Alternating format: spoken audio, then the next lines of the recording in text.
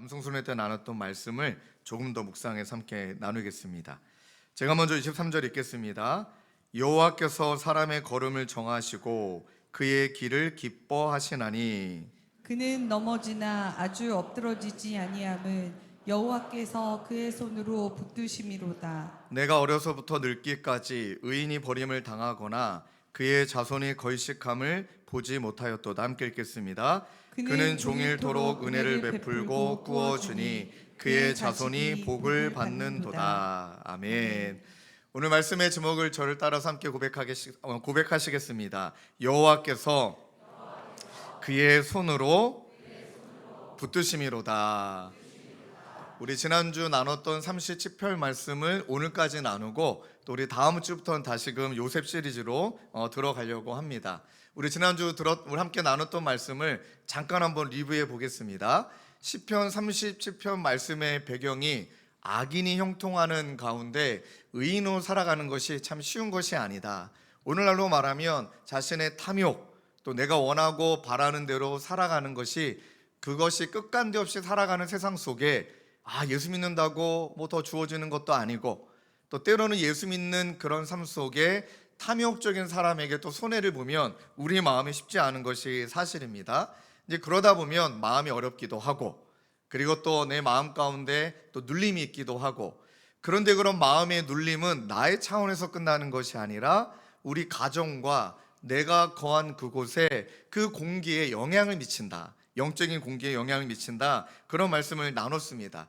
그러면 저희가 참 우리가 분별하며 조심해야 될 것이 이제 두 가지가 있다 말씀드렸는데 1절 말씀을 읽고 다시 한번 살펴볼게요. 우리 악을 행하는 자들 때문에 함께 읽겠습니다. 시작. 악을 행하는 자들 때문에 불평하지 말며 불의를 행하는 자들을 시기하지 말지어다. 정말 우리가 조심해야 될 부분이 불평과 시기다. 이 불평과 시기로 우리의 영적인 공기가 오염이 되면 많은 어려움들이 발생을 하는데 이 불평 때문에 막 마음이 끓어오르는 그런 마음 때문에 하나님에 대한 이야기보다 현실에 대한 이야기가 너무나 많아지고 결핍만 보이고 또 서로의 관계를 또 평안을 무너뜨리기도 하고 또 시기로 오염이 되면은 내가 하나님이 나에게 주어진 그 자리를 자꾸 이제 거부하고 싶은 거죠. 비교하니까 이것이 보다 저것이 더 좋아 보이고 또 관계를 병들게 한다. 이제 그런 말씀을 나눴습니다. 그러면서 다윗이 이러한 또 불평과 시기로 우리의 영적인 공기를 정화시키고 또 환기시키는데 우리에게 세 가지의 자세가 필요하다 말씀을 나눴죠. 첫 번째는 여호와께 삶의 무게를 맡기고 말씀대로 살아가는 것. 지난주에 나눴던 이 단어를 여러분 꼭 기억하시면 영적 유익이 너무 많습니다. 한번 저를 따라 하실까요? 적극적, 수동성. 그러니 하나님의 말씀보다 내 생각과 또 내 판단과 내 결정과 내 감정이 앞서지 않게 하기 위해서는 정말 내려놓는 게 필요합니다.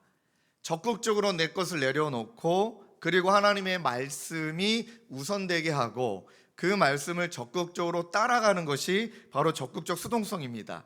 이때 주어지는 것이 여러분 평안입니다. 말씀 나눴지만 내가 다 감당하려고 하면은 이게 어렵습니다. 근데 반드시 감당할 수 없는 일들이 있는데 그때 꼭 기억해야 되는 것이 적극적 수동성이다. 자, 이걸 여러분들이 약간 이미지로 좀 표현해 드린다면 저는 서핑을 해본 적은 없지만 저희 이제 처갓집이 속초인지라 속초 양양에 서핑하시는 분들이 많더라고요. 멋있더라고요. 근데 우리나라는 큰 파도가 있지는 않지만 가끔 영상을 보며 그 파도가 밀려올 때 이걸 인간의 힘으로 극복하는 건 불가능합니다. 유일한 방법이 있죠. 서핑 위에 올라타서 그 파도 위를 즐기는 것. 그러니 내 노력과 애씀과 그 다음에 나의 감정과 지식과 경험과 판단을 다 내려놓고 힘을 빼고 그리고 말씀이라는 서핑 위에 올라타게 되어질 때 그때 내가 할 수 없는 것을 하나님이 하셨구나라는 그 평안을 경험하게 됩니다. 목회하면 이걸 참 많이 경험합니다. 여러분들 중에 내 힘의 한계를 경험하고 하나님의 은혜를 경험하시면 목회하세요. 목회 한번 해보시면 정말 뼈저리게 느낍니다. 내 힘으로는 넘어가지가 않은데 하나님의 은혜와 말씀으로 넘어가지네? 그럼 그때 여러분 정직하게 고백하는 건 이건 내 힘이 아니야. 이건 내 노력 때문에 된 게 아니고 하나님의 은혜로 그렇게 된 것이다라는 걸 정말 많이 깨닫습니다. 지금 많이 공감하시는데 목회하시면 돼요. 네, 많이 느끼게 됩니다. 네, 안 오시는 거 보니까 넘어가겠습니다. 그 두 번째는요, 여호와를 기쁨의 중심에 두는 것. 여러분, 이 영적 질서를 꼭 기억하십시오. 하나님하고 친해지면, 그 하나님과 친해지면 자연스럽게 우리의 마음은 부드러워질 수밖에 없습니다. 하나님과 친한데 막 뾰족하고 막 날카롭고 분위기를 싸하게 만들고 막 냉철함이 그분의 성향이라 할지라도 그 따뜻한 그릇에 담아 이야기하는 방식으로 우리의 영적인 변화가 일어나거든요. 영혼이 부드러워지죠. 그러다 보면 세상에 대한 욕심이 약해집니다. 그럼 비교가 줄어들게 돼요. 하나님의 마음을 알게 되고 이제 하나님의 마음이 나의 마음이 되어 그 하나님의 소원을 이루어드리는 차원으로 우리는 살아가게 된다. 그래서 찰스 스퍼전 목사님 했던 이야기를 다시 한번 말씀드릴게요. 하나님을 기뻐하는 영혼은 어떤 환경에서도 메마르지 않는다. 또 세 번째는 하나님께 모든 것들을 내어 맡겨 굴려서 맡기자, 이런 말씀을 여러분들과 나눴습니다. 그리고 저는 한 주일 동안 이 말씀을 한번 실천해 보자, 정말 실천하면 어떤 유익이 있을까 하고, 여러분들은 안 믿으시겠지만 우리 하나님이 아십니다. 저의 지난 한 주의 삶에 불평과 시기가 단 한 번도 없었다는 것을 좀 믿어주십시오. 정말 실천해 봤습니다. 그런데 여러분, 시기하지 않는다는 건 표현하지 않았지 안에 있기는 해요. 불평이 표현돼서 나가지는 않았지만 내 안에 있습니다. 그리고 깨달았습니다. 불평과 시기를 입 밖으로 꺼내지 않기 위해서는 야, 이거 진짜 싸워야 되는구나, 완전 이것을 내가 내려놓으려고 애를 써야 되구나, 그럼 말씀을 붙들어야 되는구나. 그리고 난 다음에 이번 주에 한번 궁금하시면 실천해 보십시오. 확연하게 달라지는 환경이 보입니다. 여러분들 가정이에요. 제가 한 주간 실천해 보니까 확실히 저 때문에 저희 가정이 따뜻해졌어요. 이건 부인할 수 없는 현실입니다.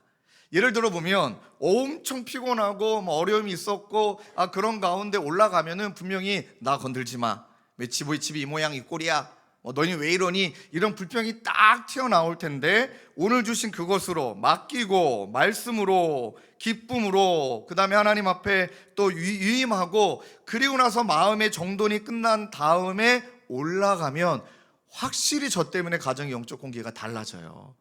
이것을 너무 뼈저리게 경험하니까 나 때문에 공기가 오염되기도 했고 나 때문에 우리 집의 공기가 환기가 되기도 했구나, 이것을 참 많이 깨닫게 됩니다. 자, 이것을 지나가고 나면 이제 여러분들 이제 시편 37편 10절 11절에 1차적 결론의 말씀을 이렇게 연결되는데요. 한번 제가 읽어드릴게요. 잠시 후에는 이왕이면 우리 같이 읽을까요? 시작. 잠시 후에는 악인이 없어지리니 내가 그곳을 자세히 살필지라도 없으리로다. 그러나 온유한 자들은 땅을 차지하며 풍성한 화평으로 즐거워할지로다. 아멘. 자, 여기 말씀에 분명히 말씀하십니다.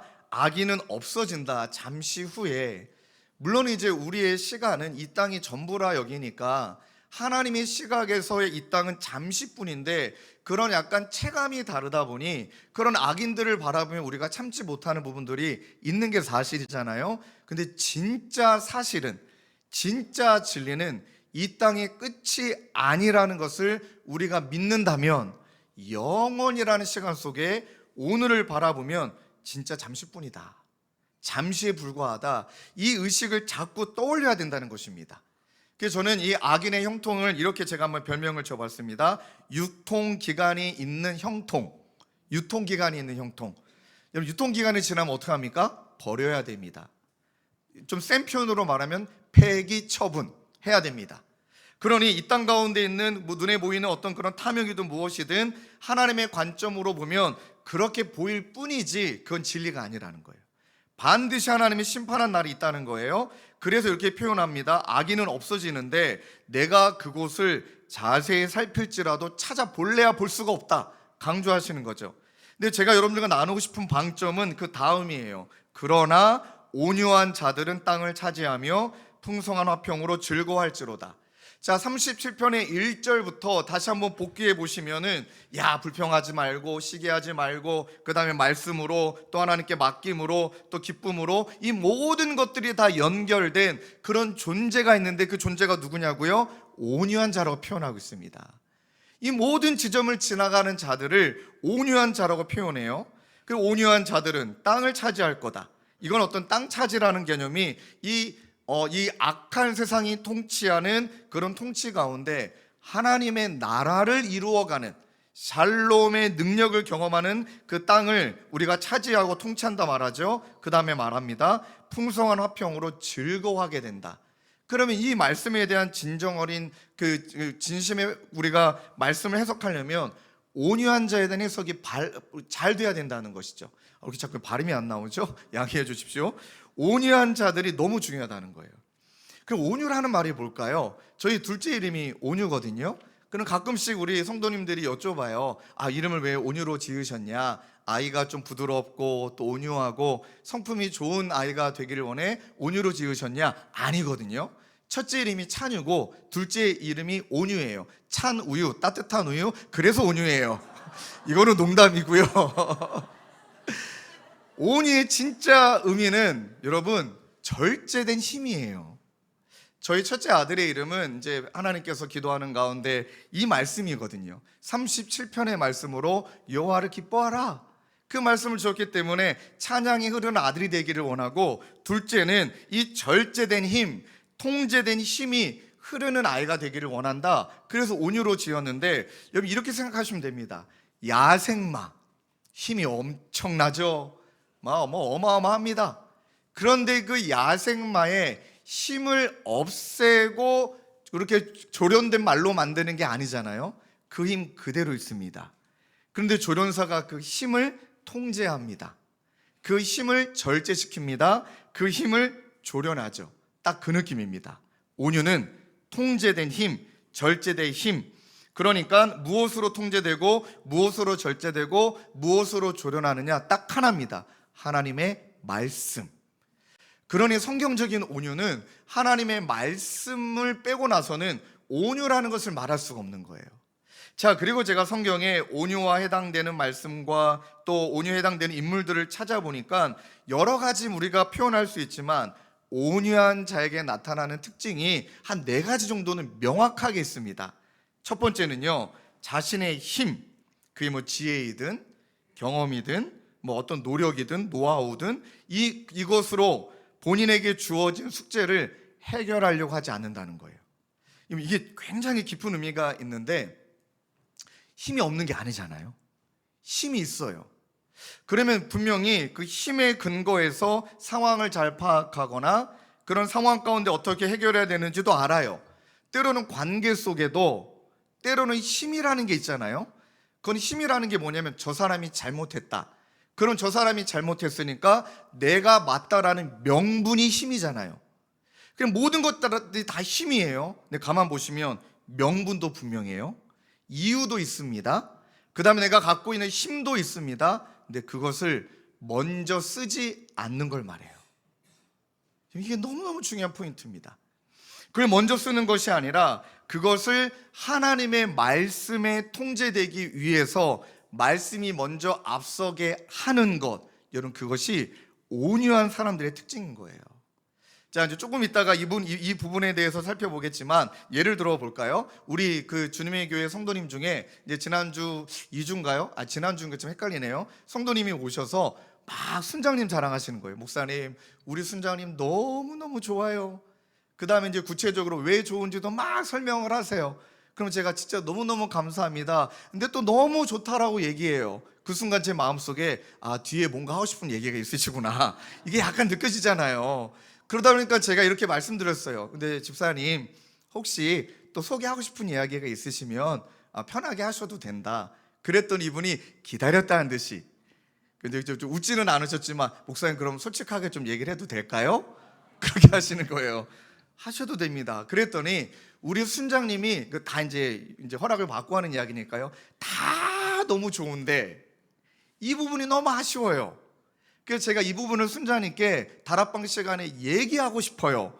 근데 목사님 얘기하는 게 맞을까요? 얘기하지 않는 게 맞을까요? 그 말씀하실 때 제가 숨도 안 쉬고 바로 대답했습니다. 말하지 마세요.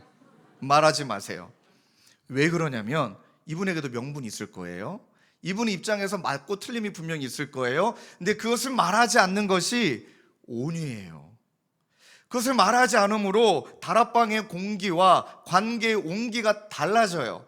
말하고 싶은 대로 다 말해버리면 옳고 그름도 드러나고 또 뭐 여러 가지도 지적도 할 수 있겠죠. 근데 중요한 것은 그런다고 사람이 달라지거나 그런다고 관계가 회복이 되거나 그런다고 깨닫는 것은 아닐 확률이 높아요. 여러분, 자식들에게 잔소리 많이 하시잖아요. 얼마나 옳은 말입니까? 진짜 주옥 같은 이야기잖아요. 야, 내가 너를 위해서 하는 말인데 하면서 쪼쪼쪼쪼 시작되잖아요. 근데 그 아이 입장에서는 어떻습니까? 하나도 맥히지가 않아요. 뭐 저도 이제 두 아들 키워보니까 잔소리만큼 쓸데없는 게 별로 없구나. 안 통합니다. 그냥 그 아이가 때에 느낄 때까지 기다림이 필요해요. 그러면 말하고 싶지만 참고 그 다음에 그 아이에게 필요한 그 상황에 필요한 그 말씀으로 누군가에게 얘기하는 게 아니라 그 말씀으로 나를 통제하는 거, 그 말씀으로 나를 절제시키는 거, 그 말씀으로 나를 조련하는 것이 바로 여러분 온유라는 거예요. 두 번째 특징이 있는데 이건 여러분 너무 똑같습니다. 이미 너무 잘 알고 있습니다. 온유한 사람은 상황보다 하나님을 반드시 크게 보게 돼 있습니다. 이거는 약간 결론이에요. 귀납법. 딱 정하고 시작하는 게 아니에요. 야, 상황보다 하나님이 크다. 딱 연역적으로 딱 정하고 야, 하나님이 크셔. 그게 아니라 수없이 갈등하죠. 상황에 압도당하기도 하고 상황이 너무 무겁기도 해요. 그러나 그 상황에 아니야, 하나님이 크셔. 하나님은 아셔. 끊임없이 애쓰며 결론적으로 귀납적으로 하나님이 크셔. 그렇게 결정하고 마음을 붙이고 그 상황을 지나가는 걸 말해요. 여러분 가만히 돌아보시면 여러분들이 상황보다 하나님이 크다라고 여기는 것은 그분의 위에, 그분의 지배에, 그분의 통제에, 그분의 주권에 내가 무릎 꿇기를 원합니다. 이 고백이기 때문이죠. 세 번째는요, 야, 저를 보니까 진짜 이 부분이 맞아요. 그리고 또 뭐 모든 상황이 또 맞아요. 아까 뭐 예를 든다면 뭐 자기 힘, 상황보다 하나님, 시를 쓴 다윗 보세요. 사울 죽일 수 있는 명분 됐잖아요. 상황 됐잖아요. 그리고 또 울분까지 차 있잖아요. 죽여도 되잖아요. 능력도 됩니다. 다 다윗을 따라갔던 사람들인데 분명히 사울을 죽일 수 있습니다. 안 하잖아요. 통제 가운데 들어가잖아요. 이걸 말하는 거예요. 세 번째는요, 이 온유한 자들의 특징은요, 버티기보다는 공급받는 일에 더 열심을 내요. 그럼 내 힘으로 안 되는 걸 진짜 깨달아요. 그럼 막 버티고 내 힘으로 막 일을 악물고 그것이 아니라 바로 하나님의 말씀과 연결돼서 하나님 공급하여 달라고, 붙들어 달라고 그렇게 하나님 앞에 나아가는 경우들이 많아요. 나중에 이제 영상을 보여드리겠지만 이번에 1박 2일 동안 남성 수련회는 아마 제 인생에도 평생 잊지 못할 영적인 추억이 됐거든요. 잊지 못하는 장면들이 막 머릿속에 떠올라요. 일단 여러분 뭐 그런 영상 본 적 있죠? 실로암 어두운 밤에 막 이 찬양 부르면서 이제 우리 군대에 있는 군인들이 막 박수 치고 막 각계 전투 막 이러잖아요. 요번에 우리 아저씨들이 장년들이 이 찬양을 부르는데 와, 소름 끼칠 정도로 순간 각계 전투가 튀어나올 뻔했습니다. 얼마나 열정을 다해 뛰며 찬양하는지 이 장면도 잊혀지지가 않고, 이제 남자분들이 모여서 서로의 삶을 나누는데 제가 좀 껴들어서 인사 좀 해보려고, 근데 방해될까봐 얼마나 깊이 나누시는지. 그리고 나서 저녁 집회 때 너무 힘드신 분들이 좀 많이시거든요. 거의 뭐 다 힘드시죠. 근데 제가 집회 인도하다가 이제 너무 힘드신 분들, 이미 한계를 경험하신 분들, 또 기도가 필요하신 분들은 자리에 편하게 일어나시라. 그럼 우리가 좀 기도해 드리겠다 하면 그 인생의 지점을 지나가신 우리 어르신들이, 시니어 형님들이 또 막 가서 기도해주고 조언들이 부둥켜 안고 손 붙들고 막 기도해줬거든요. 그때 맨 앞줄에 제가 앞에서 이제 기도회를 인도하고 있는데 제 귓가에 계속 반복적으로 들렸던 단어가 있어요. 하나님, 이 형제 붙들어 주세요. 붙들어 주시란 말이 계속 반복돼서 들리는데 지금도 막 눈물이 나요. 그 말은 뭘까요? 하나님이 가장 이 형제 본인 힘으로 못 버틴다. 이미 우리 그거 다 알아버렸어요. 이미 우리 말하지 않아도 알아요. 그러니 간절하게 기도할 수 있는 제목 한 가지는 하나님 이 형제 붙들어 주시고, 하나님 이 형제에게 공급하셔서 하나님이 붙드시고 공급하시는 힘으로 이 시간을 지나가게 하여 주옵소서. 이렇게 기도하는 기도 소리가 막 제 마음에 울림을 얼마나 주든지요. 한 명도 이렇게 기도하지 않으셨어요. 하나님 이 형제 버티게 하시고. 못 버티잖아요. 네 번째는요, 주장하기보다는 기다립니다. 주장하기보다는 정말 기다리는구나. 그러면 아브라함이 롯이 잘한 게 뭐가 있습니까? 이 조카가 잘한 게 뭐가 있어요? 아브라함이 다 했잖아요. 그런데 네가 먼저 선택해라. 기다립니다. 왜 기다릴까요? 하나님의 주권을 신뢰하기 때문에. 본인이 먼저 주장해도 되는데, 명분도 있고 이유도 있고 애썼고 대가지불도 다 했는데 그냥 기다려요. 그리고 선택한 나머지 땅을 선택해요. 자, 이렇게 자신의 힘과 권리와 감정을 하나님께 맡기고 하나님의 뜻 아래 자기 자신을 복종시켜 절제와 통제하며 그렇게 힘을 사용할 수 있는 유일한 근거는 딱 한 가지입니다. 하나님을 신뢰하기 때문인 줄로 믿습니다. 이것이 아니고서는 불가능하니까요. 하나님을 신뢰하기 때문에. 그래서 여러분, 끊임없이 이 다윗이 내가 어떻게 이런 과정을 지나왔는지, 어떻게 신뢰했는지, 어떻게 말씀 앞에 복종했는지 시편 62편 8절을 보면 그 말씀이 너무 와닿아요. 자, 화면에 띄워주시고 62편 8절입니다. 함께 읽을까요? 시작. 백성들아 시시로 그를 의지하고 그의 앞에 마음을 토하라. 다시 한번요. 시작. 백성들아 시시로 그를 의지하고 그의 앞에 마음을 토하라. 와, 너무 와닿지 않으십니까? 시시로, 때때로 시시각각 그를 의지하고 그의 앞에 마음을 토하라. 그리고 여러분들, 이 오늘 시편이 다윗이 뭔가 힘든 시간을 지나가고 고난의 때를 지나가며 약간 이벤트와 사건과 여건 속에 이 시를 지은 게 아니라 본인의 인생을 다 살아내고 노년에 이 시를 적거든요. 그러니 오늘 시는 뭔가 어떤 이론, 그때 어떻게 해야 된다라는 어떤 방법이 아니라 진짜 삶의 고백이에요. 그래서 37편 25절에 다윗이 고백해요. 내가 어려서부터 늙기까지 의인의 버림을 당하거나 그의 자손이 걸식함을 보지 못하였도다. 아멘. 본인의 삶을 다 돌아보니까 하나님이 나를 버리신 적은 단 한 번도 없다는 거예요. 그래서 오늘 원래 설교 후에 그 찬양 되게 부르고 싶었지만 오늘 막 박수 치고 찬양하고 좀 바꿨는데요.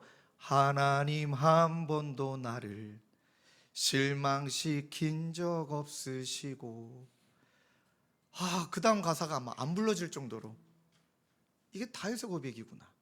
반주 안 하셔도 괜찮습니다. 센스 짱. 예. 하나님 한 번도 나를 실망시킨 적 없으시고, 그러니까 이제는 알 것 같아요. 이 고백은 지금 내가 부를 수는 없다라는 걸 인정해요.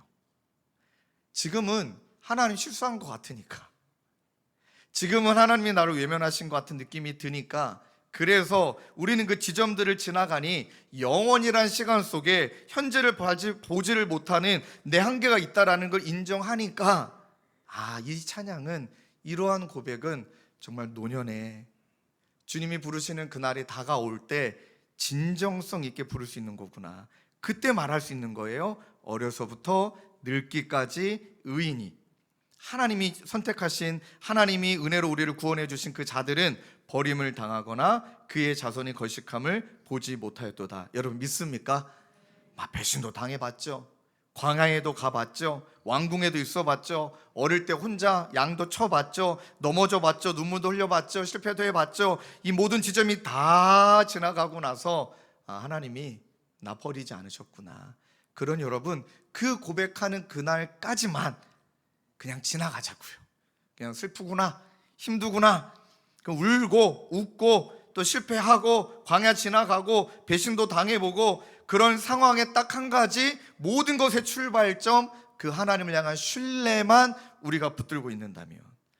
그래서 여러분, 이 성경에 보면 이 모든 다윗이 온유함이라고 표현했던 그 표현이 히브리어로 아나빔이라는 단어거든요. 여러분 이 단어를 꼭 외웠으면 좋겠습니다. 이 아나빔이란 단어를 이제 여러분들과 나눴던 말씀을 통해 정리한다면 의지를 가지고 하나님께 기대어 사는 사람, 이게 온유한 사람인 거예요. 그냥 가만히 있는다고 온유한 것이 아니라 의지를 가지고, 내가 내 것을 내려놓고 내 성정도, 뭐 내 어떤 성격도, 내 울분도, 내 명분도, 내 모든 이유도 다 내려놓는 의지를 가지고, 하나님을 붙드는 의지를 가지고 하나님께 기대어 사는 사람, 그게 바로 여러분 온유한 자라는 거예요. 한번 저를 따라해 보실 거예요. 다짐하는 마음으로요. 의지를 가지고, 이거 의지 박약 같아요. 더 크게. 의지를 가지고. 여러분 저 좀 세 번째 설교예요. 저보다는 더 세게 하셔야죠. 다시 한번. 오늘 또 수료식 해야 되고 이따 사역훈련까지 해야 돼요. 주여, 그냥 의지를 가지고 따라합시다. 의지를 가지고 하나님께 기대어 사는 사람, 그게 바로 온유한 자인 줄로 믿습니다. 그래서 이제 여러분도 수식어 이렇게 붙이는 거예요. 저를 따라합시다. 아나빔 신종철. 그래요. 신종철은 제 이름이고 여러분도 여러분 이름 하면 되잖아요. 다시 한번 아나빔 누구누구. 다시 한번 아나빔 누구누구. 왜 자꾸 뒷말이 좀 이렇게 줄어듭니까? 강하게 말해야 돼요. 그럴 때 여러분 37장 10절 11절처럼 잠시 후에 악인들은 없어지고 내가 그것을 자세히 살필지라도 없어질 것이고, 그러나 온유한 아나빔 누구누구는 하나님의 통치를 경험할 것이고 풍성한 화평으로 말미암아 뭐 한다고요? 즐거워하리로다. 여러분 진짜 요즘 많이 느끼는 부분이 신앙생활은 결국 기쁨이에요. 즐거움이 없으면 안 되는 거예요. 그래서 여러분 우리를 향한 하나님의 뜻을 말씀하시잖아요. 항상 기뻐하라, 쉬지 말고 기도하라, 범사에 감사하라, 이것은 너희를 향한 하나님의 뜻이니라 라고 말씀하시잖아요. 왜 기쁠까요? 이런 지점들을 지나가 보니 결론은 기뻐할 수밖에 없어요. 그러니까 사랑하는 성도님들, 이제 한번 도전해 보시는 거예요. 여러분들이 이제 얼마나 감사합니까? 또 내일이 6월 1일입니다. 첫날입니다. 송구영신 할렐루야. 이제 5월달까지 이전 것은 다 지나갔으니 보라 6월이 되었도다 하면서 내일부터 여러분들 때문에 영적 공기가 달라지는 걸 만들어 가 보시는데, 한번 상상해 보세요. 오늘 열심히 고생하고 힘들고 뭐 이리 치고 저리 치고 얼마나 피곤합니까? 자, 완전히 어깨가 축 처져 있는 채로 여러분들의 집에 현관문을 열고 들어간다면 그 공기가 전달될 거예요. 싸하고, 왠지 오늘 아빠에게 말 걸면 안 될 것 같고, 오늘 왠지 엄마에게 잘못 걸렸다가는 이제 큰일 날 것 같고, 그 다음에 또 저도 요즘 그런 말을 더듬네요. 아내의 눈치를 많이 봐야죠. 봐야 됩니다. 살려면 이제 그런 거잖아요. 그런데 너무 내가 지쳤고 힘들었다고 해서 그 상태 그대로 여러분들의 집에 문 열고 들어가면 그 공기가 불평과 시기로 오염될 수 있다. 그러니까 집에 들어가기 전에 이거 처리하고 가자. 그러니 의지를 가지고 뭐 지하실이든 아니면 여러분들 뭐 주차장이든 차 안에서든 의지를 가지고 하나님께 기대어서, 하나님 나는 온유한 자입니다. 하나님 내 상처도 내려놓습니다. 오늘 내가 이렇게 치였던 것도 하나님이 다 아시지요. 하나님 신뢰합니다. 하나님 그들 찾기도 어렵다고 말씀하셨잖아요. 하나님 샬롬으로 나를 지배하여 주옵소서. 그 마음으로 여러분들 집에 들어간다면 아마도 여러분들 때문에 여러분들 집 공기가 따뜻해질 거라고 믿습니다. 그것을 실천하는 저와 여러분 되시길 주님의 이름으로 축원합니다. 그러니 이제 그렇게 살아갈 때 온유한 자에게는요, 하나님이 반드시 붙들어 주시는 손이 있다. 그 세 가지의 손을 말씀하시는데, 첫째는 하나님은 의인의 걸음을 세시고 기뻐하신다. 이 23절 말씀을 묵상하는데 저에게도 이번 주는 너무 은혜가 됐어요. 한번 말씀을 읽어봐 드릴게요.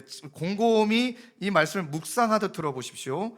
여호와께서 사람의 걸음을 정하시고 그의 길을 기뻐하시나니. 여러분, 그러면 이 말씀을 반복해서 읽다 보면 이 말씀이 느낌으로 와요.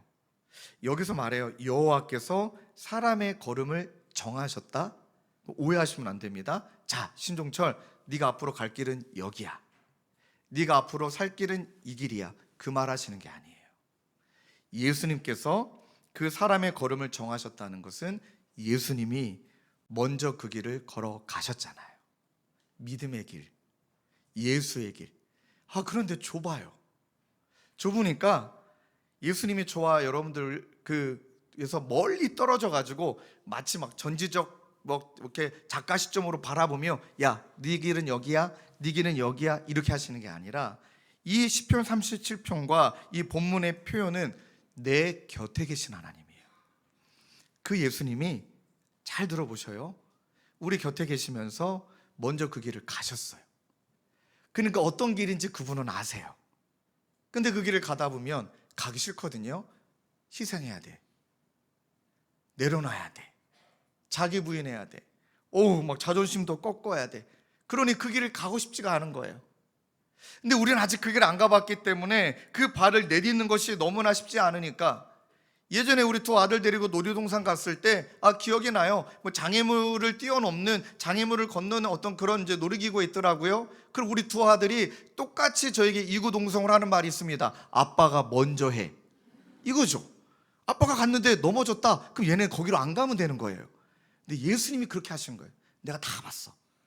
자존심도 상해보고 자기 부인도 해보고. 그런데 이 길이 맞아.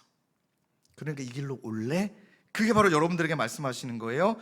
여호와께서 사람의 걸음을 정하셨다는 것은 하나님께서 견고하게 하시고 흔들리지 않게 하시고 세우다예요. 그렇게 그 길을 걸어가는 것 흔들리지 않게 하시되 어떻게 말합니까? 걸음 삶의 여정, 인생의 여정, 그 믿음이 우리의 삶 가운데 자리 잡을 수 있도록 한 걸음 한 걸음 인도하신다는 거예요. 그럼 여러분, 그러면 이 말씀에 그의 길을 기뻐하시나니, 이 말씀이 이제 확 와닿는 거예요. 예수님이 먼저 십자가의 길을 걸어가시고 이 길이 맞다, 이 길을 정했다, 네 걸음걸음들을 내가 견고하게 만들어 줄게 하고 우리가 믿음으로 예수의 길을 걸음걸음을 내디딜 때, 여러분, 하나님이, 예수님이 우리를 바라보시며 어떤 마음이 드시겠습니까? 예수님이 앞만 보고 나 따라와 팔로우미, 그게 아니라 앞을 이미 걸어가신 다음에 뒤에 있는 나를 보며 그분의 길을 따라가는 우리를 보며 한 걸음 내디는 우리를 보며 하나님이 이렇게 말씀하시는 거죠. 너무 잘하고 있다. 내가 너 때문에 너무너무 기쁘다. 여러분, 이 구절이 그 표현인 거예요. 그러니까 이제는 저는 이런 차원으로 신앙생활 안 하기로 결심했습니다. 하나님, 버텨보겠습니다. 하나님 십자가의 길, 하나님 순교자의 길, 십자가를 지고 걸어갑니다. 이것을 마지못해 가는 건 아니잖아요. 그런데 억지로 가는 건 아니잖아요. 근데 힘들게, 고통스럽게, 마치 내 몸에다가 마치 스스로 공격하듯이 너무 무겁게 이 길을 걸어가지 않기로 저는 작정했어요. 왜요? 하나님이 기뻐하신다니까. 그 길을 걸어가는 나를 향하여서 박수치면서 하나님이 기뻐하신다니까.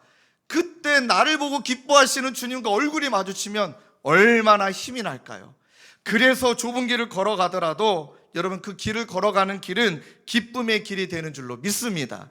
그래서 잠시 후 우리가 마지막에 부를 찬양이요, 우리 이제 순례자의 길이라 표현하잖아요. 나그네 길, 순례자의 길. 그럼 보통 순례자의 길, 나그네 길, 그럼 왠지 무겁고 진중하고. 근데 여러분, 찬송가가 진짜 깊더라고요. 그 찬송가 가사에 어떻게 표현되시는지 아십니까? 내가 매일 기쁘게 순례의 길 행함을. 정확히 표현한 게 맞습니다. 내가 매일 기쁘게 순례자의 길을 걸어감은 주의 팔이 나를 안보하며. 이 은혜를 저와 여러분들이 경험하시길 주님의 이름으로 축원합니다. 그래서 여러분들에게 이 말씀을 선물해 드리고 싶어요. 로마서 8장 31절입니다. 만일 하나님이 우리를 위하시면 누가 우리를 대적하리요? 믿습니까? 하나님이 나를 위하시는데 누가 나를 대적하리요? 물론 이 말씀을 사람에게 하면 안 됩니다. 앞에 서 있는데 하나님이 나를 위하시는데 네가 어쩔 거야? 그러시면 싸우자는 이야기예요. 그 말이 아니라 하나님이 나를 위하시면 누가 우리를, 이 사탄의 공격이 나를 대적할 수 없다. 아무리 공격한들 깨방정을 부리든 하나님이 밀가 부르듯 그들을 다 진멸시킬 것이다. 여러분, 믿습니까? 다시 한번 아까로 돌아간다면, 저에게 오셔가지고 우리 순자님께 요거는 꼭 얘기하고 싶다, 근데 제가 하지 말라, 이유가 있는 거예요. 왜요? 그분은 온유한 자를 배우는 시간이에요. 그분은 온유함을 배울 수 있는 시간이고, 또 하나님을 신뢰한다면 하나님이 그 순자님의 부족한 부분들을 언젠간 만지시고 언젠간 싸매어 주시고 언젠간 성장시키시겠죠. 그 시간과 때를 하나님을 신뢰하니까 맡기는 거예요. 그리고 그분에게 말씀드렸습니다. 절대 순자님에게 말씀하지 마시고 하나님께만 말씀드리면 된다. 그걸 기도로 승화시키시라. 여러분, 그렇게 행할 때 하나님 반드시 성장도 시키시고, 그 다음에 우리가 거하는 그 영적인 공기마저도 따뜻하게 만들어 주시고, 결국 뭐예요? 우리 모두를 기쁘게 하시는 분이 우리 하나님이신 줄로 믿습니다. 여러분, 두 번째는요, 이제 너무 여러분 말씀을 잘 들어주셔서 제가 부연이 많아졌네요. 두 번째, 세 번째는 짧게 나눈다면, 하나님은 넘어지는 의인을 붙드신다. 이렇게 제가 표현했습니다. 24절에 보니까 그는 넘어지나 아주 엎드려지지 아니함은 여호와께서 그의 손으로 붙드십니다. 그러니까 우리가 넘어지지 않을 수가 없다는 거예요. 실패합니다. 실족하죠. 쓰러집니다. 그래서 제가 표현하기를 넘어지는 의인이다. 그는 넘어지는 의인을 하나님이 붙드신다. 이거는 아이를 키워보신 분들은 이 느낌 다 아실 겁니다. 저도 첫째 아들, 얼마 전에 첫째 아들 첫 걸음마 했던 사진을 봤거든요. 그게 괜히 눈물이 나더라고요. 왜 그러냐면 제가 지금 이제 고등학생 사춘기니까 얼마나 예뻐요. 더 예쁜 사진을 보니까 더 예쁘더라고요. 주여. 그래서 이제 걸음마 때 사진을 보는데 너무 예쁜 거예요. 그리고 그때 기억이 나요. 그 장소도 기억이 나요. 처음에는 또 손잡고 걷잖아요. 처음에 손잡고 걷다가 제가 이제 곧잘 걸으려고 하면 손을 떼잖아요. 손을 떼면요, 뭐 세게 넘어지지 않으면 부모가 그 아들이 넘어지는 걸 그냥 지켜봐요. 아이고 넘어졌구나, 괜찮아 이렇게 말하지 바로 붙잡지는 않았어요. 저도. 근데 갑자기 얘가 뭐 계단에서 넘어진다거나 위험하게 넘어지는 경우는 아빠로서는 가만히 있지 못해요. 달라들어서 그 아들을 떠받듭니다. 오늘 성경에 엎드려지지 아니하면 여호와께서 그의 손으로 붙드신다라는 이 히브리어가, 이건 잘 들으십시오. 받쳐주다, 떠받들어주다, 지탱해주다, 그 뜻이에요. 그러니까 넘어지는 것엔 하나님께서 이유가 있으시구나, 이유를 가지고 우리를 기다리시는구나. 그걸 통해 연단도, 그걸 통해 우리를 깎으시기도 하고 넓게 만드시기도 하고 깊게 만들어 주시되, 그런데 하나님이 허용하지 않은 게 있다. 이번 우리 남성 수련회 때도요, 이 말씀을 전하는데 제가 또 소름이 정말 끼쳤습니다. 남자 집사님들의 표정에 이 말씀을 들을 때 눈이 탁 커지는 듯한 몇 분의 표정을 보면서 제가 이렇게 말씀드렸거든요. 하나님이 우리에게 허용하시는 게 있고 허용하시지 않는 게 있는데, 허용하시는 것은 넘어지는 것이다. 근데 하나님은 우리 아버지시니까, 완전히 우리가 엎드러지는 건 그분은 아버지시니까 절대 허용하지 않으신다. 이걸 믿으십니까? 정말 저는 그걸 믿습니다. 그러니까 우리는 넘어진 거지 엎드러진 거 아니에요. 하나님 때문에. 그러니 실패가 우리 인생의 결론으로 우리 스스로 그렇게 낙인 찍으면 안 돼요. 우리가 이제는 끝났다, 이제는 안 되나 보다, 이제는 막 이렇게 되는 것 같다 하고 내 인생을 스스로 마침표를 찍으면 안 되는 거예요. 그럼 넘어질 때, 그런 일들이 찾아올 때는 여러분, 상징적으로 말씀드립니다. 마침표가 찍혀진 게 아니라 쉼표가 찍혀진 거예요. 잠깐 쉬고 머물면서 내 삶을 돌아보고 그 쉼표 속에 하나님이 나의 삶에 어떻게 역동적으로 나를 붙드신지를 경험하는 그 쉼표를 통해 다시 일어나. 마침표는 언제 찍습니까? 하나님이 우리를 부르시는 그날, 우리에게 의의 면류관을 하사하는 그날, 우리가 면류관을 받아 쓰고 선한 싸움을 마치는 그날, 하나님께 칭찬받는 것이 우리의 마침표가 될 줄로 믿습니다. 마지막 세 번째는요, 하나님은 의인을 끝까지 돌보십니다. 자, 25절 26절 함께 읽을까요? 시작. 그는 의인이 버림을 당하거나 그의 자손이 걸식함을 보지 못하였도다. 그는 종일토록 은혜를 베풀고 꾸어주니 그의 자손이 복을 받는도다. 아멘. 자, 어려서부터 늙기까지 하나님이 나를 버리거나 버림을 당하거나 걸식함을 보지 못했다. 이 말은 어떠한 순간에도 하나님은 우리를 방치하지 않으신다. 외면하지 않으신다. 근데 우리 입장에서 뭔가 하나님이 나를 외면하시는 것 같고 내 기도를 듣지 않는 것 같은 것에는 분명한 우리가 알지 못한 이유가 있는 거예요. 왜요? 저는 신뢰합니다. 우리를 외면하거나 방치하지 않으신 하나님이라고 믿기 때문에요. 그런데 그 믿음이 흔들릴 때 언제 흔들립니까? 너무너무 힘드니까. 근데 저는 약간 이렇게 생각하거든요. 뭐가 표현하냐면 약간 계산해요. 이때는 정말 힘든 일이 찾아와서 하나님이 나를 혼자 두시는 것 같고 외면하시는 것 같고 그 다음에 나를 방치하는 같은 느낌이 들 때, 그때 하나님이 나에게 주신 은혜를 계산해요. 많이 계산해봐요. 그러면 어떤 마음이 드냐면 지금의 외면, 지금의 방치가 아니라 하나님의 침묵에는 이유가 있으시겠지 하고 마음이 정리가 돼요. 근데 그때 그 상황의 감정에 매몰되면 외면하시는 것처럼 방치하시는 것처럼 보일 뿐이에요. 근본적으로 예수 때문에 우리가 살았잖아요. 여러분 죽이셨습니까? 하나님 여러분들 구원 안 하셨습니까? 그럼 일생일대에 제일 중요한 구원의 문제가 해결됐는데 나머지는요? 구원의 문제가 해결되고 나면 나머지 문제는 어떤 의미에선 그냥 살아가야 될 문제이잖아요. 여러분들에게 영원한 생명 주셨는데 이걸 믿지 않고 이걸 우리 식대로 계산하지 않는다면 지금의 어려움들이 그 영원한 선물에 비해 더 커 보일 수 있다는 거예요. 그것은 오류예요. 명백한 오류예요. 그러니 하나님이 우리에게 버리시거나 외면하시지 않는다는 걸 믿는다면 어떤 것을 우리 가운데 일어나게 하시냐면 은혜 받고 있다는 걸 깨닫게 되는 거예요. 지금 내가 은혜 가운데 있구나.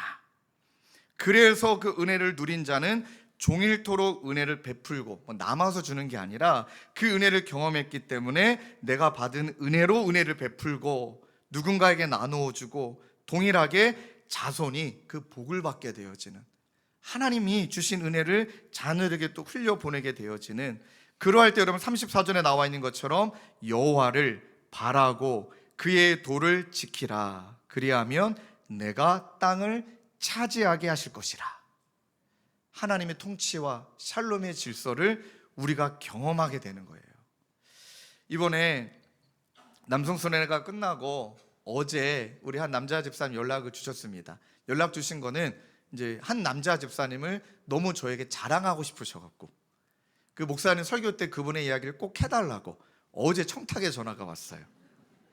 근데 제가 그 전화 받고 너무너무 감사했어요. 남성순회가 끝났는데 같은 조에서 만난 두 분이에요. 이제 나이 차이는 제가 확인을 못했지만 한 분은 동생이고 한 분은 형님 나이예요. 근데 그 동생분이 저에게 전화 주신 분이 너무 지금 힘든 시간을 지나가고 계세요.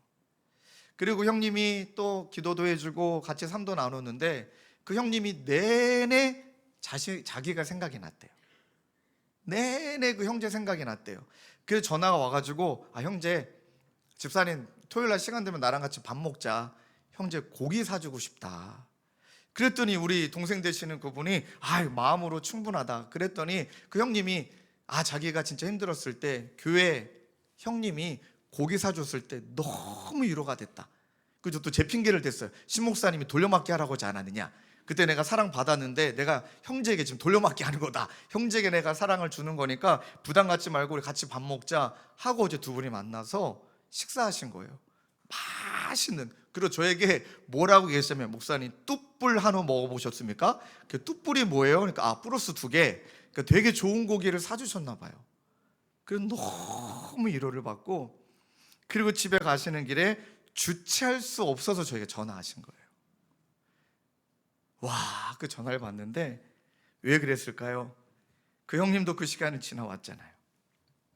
하나님이 외면하시는 것 같은 시간인 것 같았는데 지나고 보니까 은혜였고, 지나고 보니까 하나님이 나를 붙들어 주셨고, 그래서 그 은혜를 누군가에게 나누고 싶고. 저희들이 이런 인생을 살아가다가 여러분 오늘 시편에 다윗이 마지막 본인에 대해서 40절에 한 고백이 있습니다. 근데 저는 이 고백을 이렇게 한번 바꿔보고 싶어요. 저와 여러분들을 하나님이 다 부르시는 그날이 오잖아요. 또 갑자기 부르실 수도 있고, 아니면 이제 충분히 인생을 다 산 다음에 부르실 수도 있어요. 몰라요. 진짜 몰라요. 그러다 보니까 우리는 내일 일은 난 모르기 때문에 중요한 건 오늘 어떻게 사는 거잖아요. 내일 불러가시면 오늘 어떻게 살았는지가 그냥 그게 끝이잖아요, 이 땅에서는. 그래서 나중에 저와 여러분들이 빨리 불러가시든 늦게 불러가시든 저와 여러분들의 장래에 천국 환송 예배에 저와 여러분들의 자녀가 또 저와 여러분들 함께했던 분들이 그 장례식장에 오셔서 천공학성집에 오셔서 이렇게 말해주면 어떨까? 아, 내가 우리 아빠를 아는데, 내가 우리 엄마를 아는데, 아, 내가 그 집사님을 아는데 진짜 하나님 붙들고 사셨어. 하나님 붙드시는 은혜, 그분의 도우심 구하고, 그 다음에 하나님이 붙드신 은혜 구하고 살았어. 그리고 마지막에 그렇게 그들이 입술 가운데 고백된다면 우리 아버지는, 우리 엄마는 하나님을 의지한 까닭이야. 그래서 40절이 이렇게 고백돼요. 여호와께서 그들을 도우시어 구원하심이요 그들을 악인에게서 건지시고 구원하심은 그를 의지한 까닭이로다. 이 고백을 우리 사랑하는 자녀들에게, 또 저와 여러분들이 거한 그곳에 영적 유산으로 남기며 살아가는 저와 여러분 되시길 주님의 이름으로 축원합니다. 우리 남성소년에 대한 영상을 좀 짧게 준비했는데요. 참 우리 많은 여자 집사님들이 도대체 무슨 일이 있었길래 막 너무 궁금해하셔서 그 영상을 짧게 준비했어요. 저는 솔직히 남성수련회 끝나고 막 고민이 엄청 많이 됐습니다. 내년에 여성수련회 어떻게 해야 되지? 나는 남자라 남자들의 마음을 잘 알 것 같은데, 그리고 또 어떤 그 고민이 또 이어졌냐면, 욕심이 생겼냐면, 내년에 남성수련회 또 해야지? 막 이러고 있는데 몇 분의 여자 집사님들이 저에게 연락 주셨어요. 목사님, 여성수련회 안 해도 돼요. 복음을 말씀하시더라고요. 안 해도 돼요. 안 한다는 얘기는 아닙니다. 왜 그래요 집사님? 그랬더니 가장 은혜 받고 오니까 너무 좋아요. 그것만으로 충분해요. 막 그렇게 말씀해 주실 때 막 그 순간에 모든 짐을 다 벗은 느낌? 여러분, 이 1박 2일 동안 짧은 시간 하나님 앞에 아들로, 어린아이처럼 마음껏 뛰어놀고 기도하는 우리 그 영상을 함께 나누고 우리 기도하고 예배 마치겠습니다. 우리 함께 찬양하여 주를 앞에 나가겠습니다. 이 중간에 자주는 바뀝니다. 그때부터 다 뛰셔야 돼요. 우리 청년들이 연대들을 보시면서 인사 전주 드리고입니다. 자, 곧 나옵니다. 우리 어린아이처럼 하나님을 찬양합니다. 하나, 둘, 셋.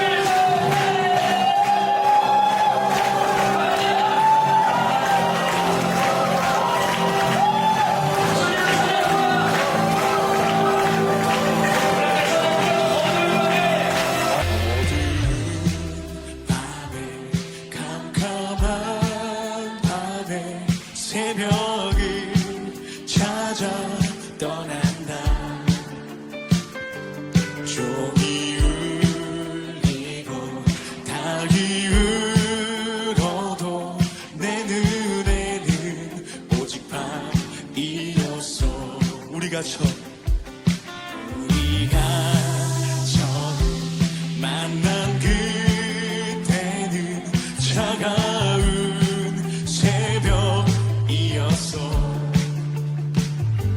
주님 마음속에 사랑이 있음을 나는 느낄 수가 있었어. 다같이 우리 오주여 당신께 오주여 당신께 감사하리라. 진노한 내게 주심이 나에게 영원한 찬양 속에서 떠나지 함께 하소서.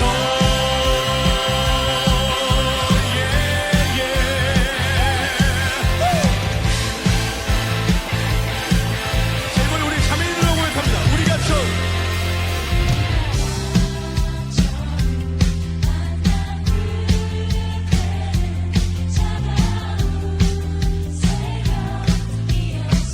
주님 마음속에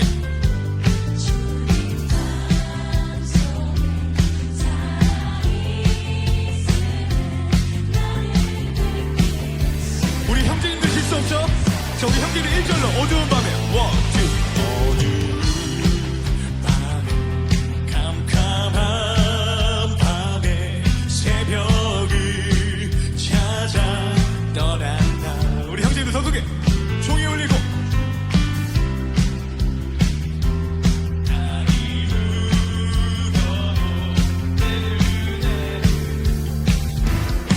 오주여 당신께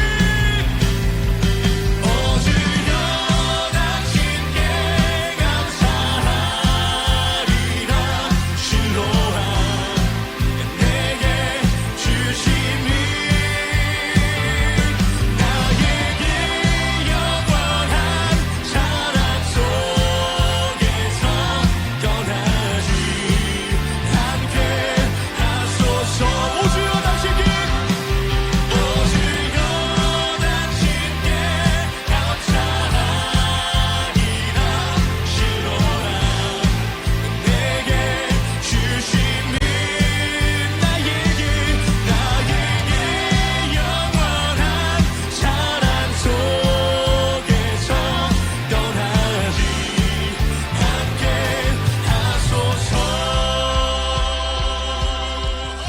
우리 하나님께 감사의 박수 드립시다. 할렐루야.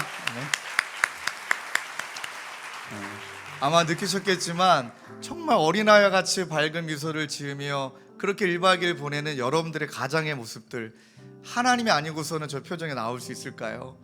그게 은혜입니다. 그게 은혜입니다. 그래서 오늘도 우리가 순례자의 길을 걸어가지만 우리가 내가 매일 기쁘게 이 길을 걸어갑니다. 우리 다짐하는 마음으로 우리 찬송가 191장 함께 찬양하시고 기도하고 예배를 마치겠습니다. 우리 괜찮으시면 다 일어나서 찬양하실까요? 우리 조금 빠르게 좀 부탁드리겠습니다. 우리 박수 치면서 힘차게 우리의 고백 삼아 찬양합시다. 내가 매일 기쁘게, 내가 매일 기쁘게 순례의 길 행함은 주의 팔이 나를 안보함이요. 아멘. 내가 주의 큰 복을 받은 참된 비결은 주의 영이 함께함이. 전에 죄에 빠져서 평안함이 없을 때 예수 십자가의 공로 힘입어 그 발 아래 엎드려 참된 평화 얻음은 주의 영이 함께함이. 성령이 계시네, 성령이 계시네, 할렐루야 함께하시네. 좁은 길을 걸으며 밤낮 기뻐하는 건 주의 영이 함께하니. 나와 동행하시고 나는 숲의 새와 같이 기쁘다. 새와 같이 기쁘다. 내가 기쁜 마음으로 주의 뜻을 행함은 주의 영이 함께함. 우리 마지막으로 고백합시다. 세상 모든 욕망과 나의 모든 정욕은 십자가에 이미 못을 박았네. 어두운 밤이 지나고 무거운 짐 벗으니 주의 영이 함께하니. 성령이 계시네, 아멘. 계시네, 할렐루야 함께하시네. 좁은 길을 걸으며 기뻐합니다. 주의 영이. 한 번 더 찬양합시다. 성령이 계시네, 할렐루야 함께하시네. 좁은 길을 걸으며 기뻐하는 것 주의 영이 함께함이라. 우리 하나님께 영광의 박수, 감사의 박수 드립시다. 아멘, 아멘. 우리 짧은 시간이지만 힘주어 우리 기도하기를 원해요. 그는 넘어지나 아주 엎드러지지 아니함은 여호와의 손이 그를 붙드심이라. 이 말씀을 믿는다면 하나님 아나빔 의지를 가지고 하나님께 기대어 사는 온유한 자, 하나님 그렇게 몸부림칠 때 하나님이 우리의 걸음을 다 세워가시고 하나님 그렇게 주님의 길을 따라가는 우리를 기뻐하시고, 넘어질 때가 있지만 그때마다 우리를 붙드셔서 우리가 완전히 자빠지는 것을 하나님 허용하지 아니하시고 끝까지 우리를 돌보시는 하나님을 경험하는, 또 우리의 가정을 하나님이 베푸신 공기로 바꾸어가는 6월의 첫날 또 6월의 마지막 날까지 이 은혜 베풀어 주옵소서. 우리 마음을 가지고 한 목소리로 함께 기도하며 나가겠습니다. 기도하시겠습니다. 하나님 아버지 감사합니다. 이 말씀을 하나님 6월 1일 첫날 맞이하기 전 아버지 이 말씀을 우리 가운데 허락하여 주신 것 감사합니다. 아버지 하나님 주님, 아버지 하나님 아나빔 주님 의지를 가지고 하나님께 기대어 사는 사람, 아나빔 의지를 가지고 하나님께 기대어 사는 사람, 아버지 하나님 그러할 때 우리의 걸음을 하나님께서 단단히 세워가시고 아버지 하나님 돌보시고 하나님 붙드심을 기뻐하시고 붙드시고 돌보심을 경험하는 하나님 그러한 믿음이 우리 가운데 있게 하여 주시고, 하나님 그 믿음이 우리 가운데 넘쳐나게 도와주시고 그 믿음이 우리를 지배하여 주옵소서. 그러하게 좁은 길을 걸어도 기뻐하고 내가 매일 순례의 길을 기쁨으로 걸어가고 주의 영이 함께 하시니 성령이 계시니 그 길을 우리는 기쁨으로 걸어갑니다.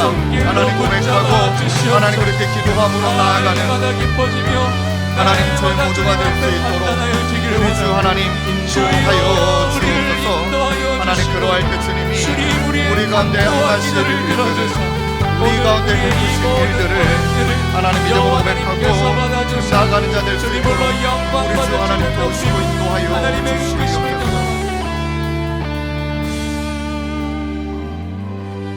그는 넘어지나 아주 엎드러지지 아니함은 여호와께서 그의 손으로 붙드심이로다.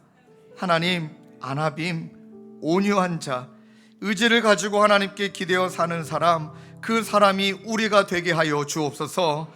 그로 말미암아 의인의 걸음을 하나님께서 세워가시고 하나님 그의 길을 걸어가는 우리를 기뻐하시는 주님의 얼굴을 배웁게 하시고 하나님 넘어질 때가 있지만 우리를 붙드시사 끝까지 돌보며 주님의 길을 걸어가도록 이끄시는 그 하나님의 은혜로 하나님 우리에게 주어진 가정을 교회를 모든 장소를 하나님의 나라로 샬롬으로 통치하며 살아가는 우리 모두가 되도록 주님 인도하여 주시옵소서.